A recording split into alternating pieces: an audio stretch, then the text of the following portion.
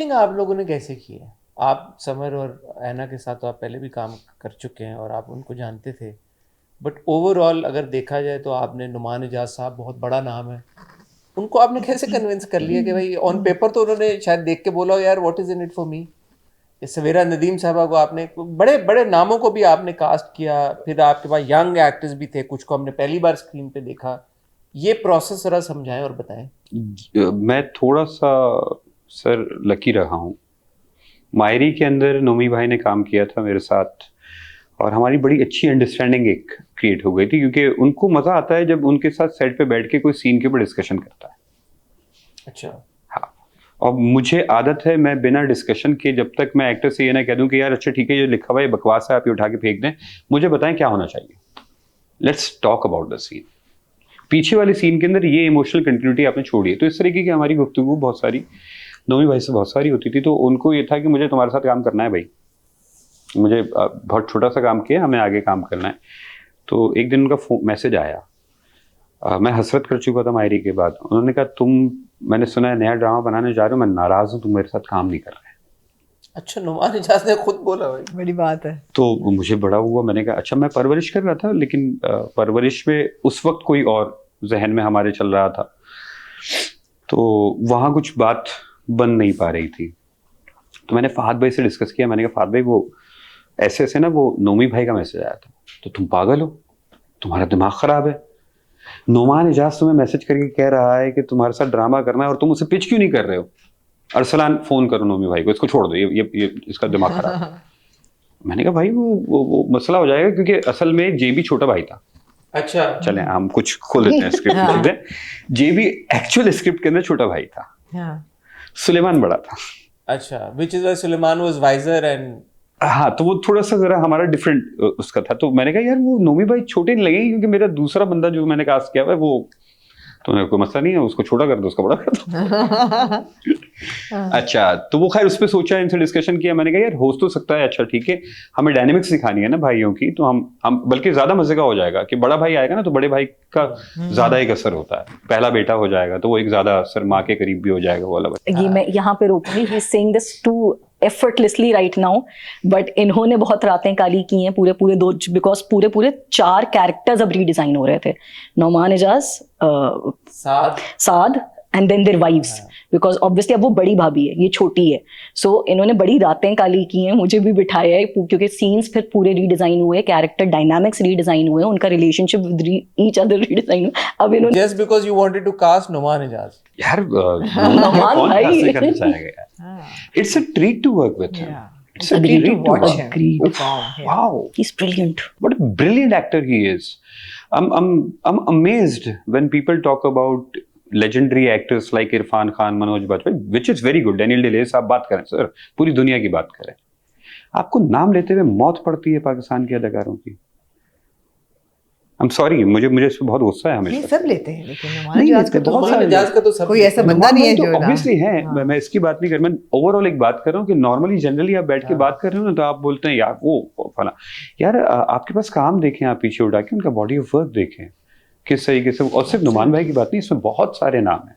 And I agree to his point, क्योंकि शायद ये चीज़ मैंने इसलिए फील किया कि कभी अगर हम इरफान खान की या नवाजुद्दीन सिद्दीकी की हम इनकी बात करते हैं, so yes we even talk about the postures they take, the eye movements they make, and that's exactly what even Noman भाई डज। हाँ, तारीफ, like we do that, but we I think we do not respect our actors enough कि हम उनके काम को detail में जाके एनालाइज करें कि यार इस टाइम पे इन्होंने कौन सा बॉडी पोस्चर लिया और मगर क्यों ऐसे लिया। एक्टर्स बहुत कम है। कम है, लेकिन नौमान भाई हैं। अच्छा, No, नुमान of भाई का course, एक और of फायदा course. मुझे था, जब ये वाली सारी डिस्कशन हमारी हुई तो नुमान भाई चूंकि कनाडा में रह रहे थे, तो मुझे ये था कि यार इन्हें बाहर का ना बहुत अच्छे तरीके से अंदाजा है कि वहाँ का किस तरीके के कल्चर है, किस तरीके के लोग रह रहे हैं, और इन्हें पाकिस्तान का भी बहुत अच्छे तरीके से आइडिया है।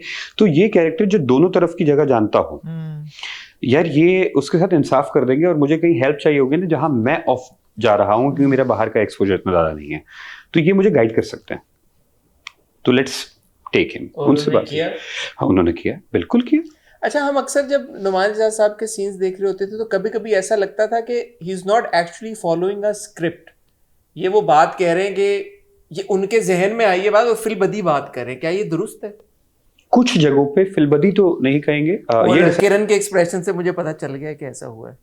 because he's effortless there. वो उनके लिए lines are not lines. He lives in the scene. Like I am a very fan. I know I'm fangirling right now because I've fangirled over him all over the set. But वो बात वही कर रहे होंगे जो scene में उनको लिख करके दी. लेकिन अपने अल्फाज. But he owns it in a way that even I used to think कि मैंने लिखा है या खुद बोल रहे हैं. कि नहीं लिखा या नहीं लिखा. That's where the expertise come. He understands the rhythm of dialogue. तो कुछ जगहों पे किरण का जो रिदम आता था वो चूंकि थिएटर की एक प्रैक्टिस इसकी बहुत ज्यादा है, तो जो बात एक जुमले में खत्म की जा सकती है 3 जुमले में खत्म करेगी. तो वो होता था अच्छा यार ये रिदम को चेंज करता है, और ये सेट पे होती थी. अच्छा मैं ये बताऊं कि ये इसका भी कमाल है कि ये मेरे साथ सेट पे भी रही है, ये मेरे साथ पीछे भी रही है. हम लोग हर वक्त मौजूद होते थे ताकि कोई भी प्रॉब्लम आए स्क्रिप्ट वाइज या किसी भी चीज के ऊपर तो मुझे ये ना करना पड़े कि यार राइटर कहाँ है. मैंने सुना है कि किरण बुज़ैर. हाँ, तो ये हर वक्त सेट पे मौजूद होती थी और हम डिस्कशन करते थे. अच्छा ठीक है यार इसको ऐसे कर लेते हैं, इसको ऐसे कर लेते हैं, क्योंकि बहुत सारी ऐसी चीजें थी. देखें मैं अगेन फिर कह रहा हूँ कि हम सुपरमैन नहीं है. बहुत सारी ऐसी टर्मिनोलॉजीज जो जेन ज़ी के अंदर चल रही है मुझे नहीं पता, और सर इसे एक्सेप्ट करने में कोई प्रॉब्लम नहीं है. आपको इसमें एक्सेप्ट करने में प्रॉब्लम क्या है? मुझे नहीं पता. प्लीज आप बताओ. जो जेन ज़ी बच्चा मैंने कास्ट किया है वो मुझे बताएगा कि भाई ये असल टर्म तो ये होती है. सर ठीक है डायलॉग को चेंज कर लेते हैं, आ जाओ. ऑब्जेक्टिव लेकिन जो सीन से हमें हासिल करना है वो नहीं बदल सकता.